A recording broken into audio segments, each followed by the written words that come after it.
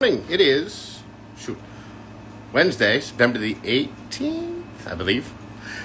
It's actually first time I've been back on Instagram in like 3 years. I didn't know that you couldn't share from Facebook to Instagram, but you can share from from Instagram to Facebook. Just discovered all of this. Anyhow, it's good to be back on IG. It's good to be back doing these videos. I think they're helping me as much as they help other people. First things first, happy birthday, Whitey, you big, beautiful bugger. Keep reaching for the stars. Love you, buddy. I don't know. Went for a good walk today. Just things that have been going on in my world. I think it's kind of a good time to talk about how to work with other people, how to negotiate with other people, how to influence other people. And there's three kind of things that I want to sort of talk about today because they really help me when I'm dealing with people and they have opposite opinions. And that's a nice way of saying arguments or disagreements or whatever. But they really helped me over the years change someone else's point of view or even change mine, because you have to be open to other points of view. I always remember what John Maxwell said is that none of us is as smart as all of us. So you have to be open yourself. You can't be closed-minded, and probably wouldn't be if you were watching these videos. But there's kind of three real good ways to influence somebody else's opinion on a subject matter when you're trying to negotiate with them. First one it's actually the easiest, but it's the hardest because it requires you to lead yourself, and that is to lead others. It's much easier to get them to look inside of themselves, have them have their own realization, and then follow your lead because they see what you're doing. There's a couple of challenges with this one. One is that it may actually turn them off of wanting to be around you.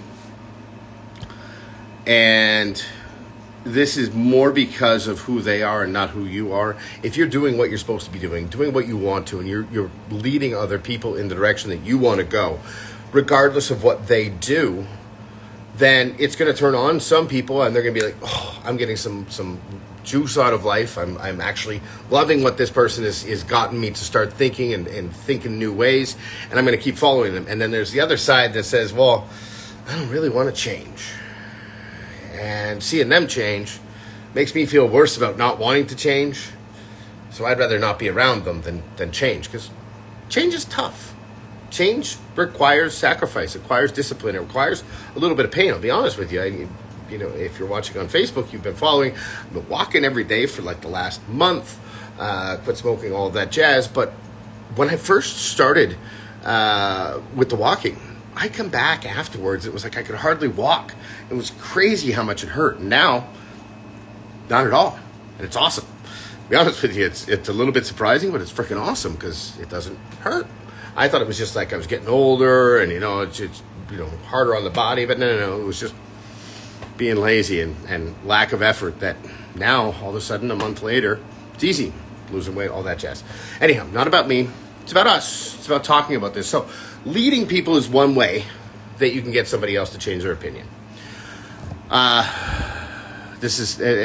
So let's be clear about this. Dale Carnegie says that,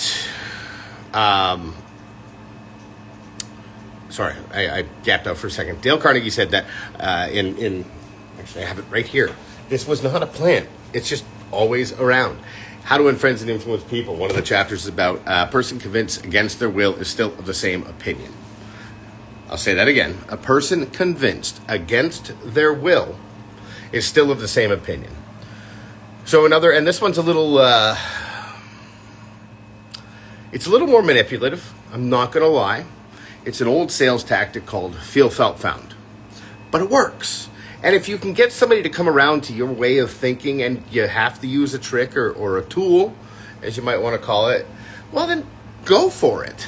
It's a whole lot easier than arguing or getting upset. And here's the thing. Sometimes it may feel good in the moment to argue with somebody and have their difference of opinion, get it out. But it doesn't necessarily get you what you want.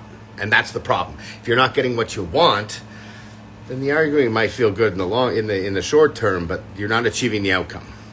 So an easier way to do that is use something called feel, felt, found. And this one is old school sales tactic. So you can't just say feel, felt, found anymore. You have to get a little creative and use things like, use words in place of feel, felt, found. But here's the principle of it. With feel, felt, found, if somebody gives you an opinion and it is completely opposite of what you think it should be, and sometimes, let's face it, some people's opinions are absolutely ridiculous or they're just laughable, but you can't laugh. What you have to do is say, you know what? I totally get why you would feel that way. In fact, I felt that way myself. However, with a little more time and understanding, here's what I found.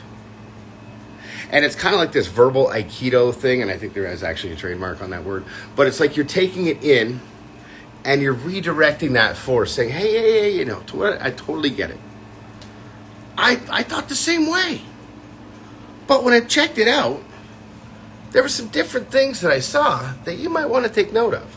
And that doesn't reject a person's opinion. That's the main point of that. It doesn't reject their opinion.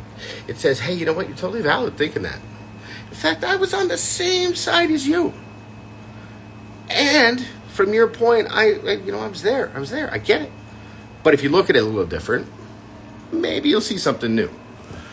And there's something magical about this because the first person doesn't feel like you say, no, you're wrong. It feels like you're saying you have a reason for thinking that way.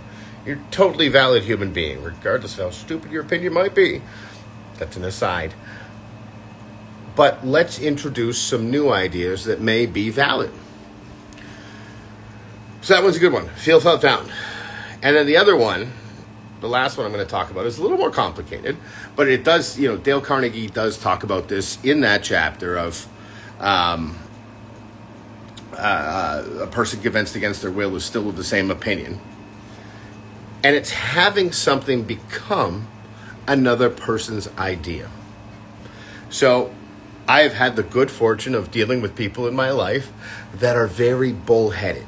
And I'm sure we can all relate to this. There's lots of people in the world that have very strong, if not totally factual opinions about things. And we're definitely seeing this more and more out in the world these days. But if we ask a person the right questions in the right sequence, we may help them understand a totally new idea.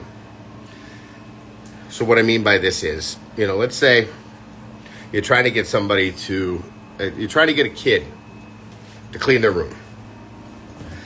And this is just, I'm going to add in another little persuasion technique. It's the alternative choice close here, where you can say, hey, would you rather clean your room now or later? At no point giving them the option to not clean their room. But you may have to lead up to that to convince somebody's opinion. So if I wanted that kid, kids are actually a little harder to deal with than adults in certain ways because they're a little smarter than adults in certain ways. But if you wanted that kid, hey, you were over at Johnny's last week and you saw all of his toys, right? And where they were sitting and how they looked really cool. Yeah, they looked really cool. They were on display like that. They were super neat. And wouldn't you like to have something like that? Absolutely, I would. Well, then don't you think it would be a good idea to maybe start cleaning your room to look like that if you already have those toys? Well, yeah, you know what? That might be a good idea. Now, it's a very simplified version. And you can't just go one question. You have to ask a sequence of questions leading to a conclusion that you already know. And this may sound like a pain in the ass because it kind of is. It's much easier to just tell somebody they're wrong and try and get them to see your point of view. But the fact of the matter is, most people, once they become ingrained in an idea, once they start to believe that, they're unwilling to look anywhere else unless that idea is validated, acknowledged, and then somehow you open up their opinion. So, to recap that one, if they're a challenge, and there's lots of challenges out there, start by adding, it's actually, I believe it's called the Socratic method of questioning. You already know, sorry, somebody's sending me Sorry, somebody's sending me a request. I don't know who that is. Maybe next time I'll check out who you are after this, because I love having conversations on here. I've just never, still new to Instagram. It's changed since I was here. I'll get back to you though. I'll be on here tomorrow.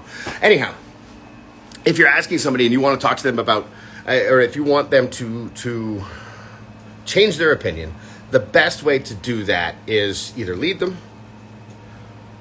use feel, felt, found, or the Socratic method of questioning, where you already know the answer. You just have to ask the right questions to get them to that answer, and have it become their idea. It has to be a realization in their own mind. You know, did you like that thing? Yes. Wouldn't you love to have one of those for yourself? Absolutely. Well, then, when would be the best time to do that? Well, probably right now. That's it for me today. Have a fantastic day. Feels good to be back on Instagram. I'm going to share this to Facebook. I used to have a live thing. I had to do 2 phones. This is just easier. So much easier. Have a fantastic day. Till tomorrow, know that I love you. I'll see you soon. How do I exit?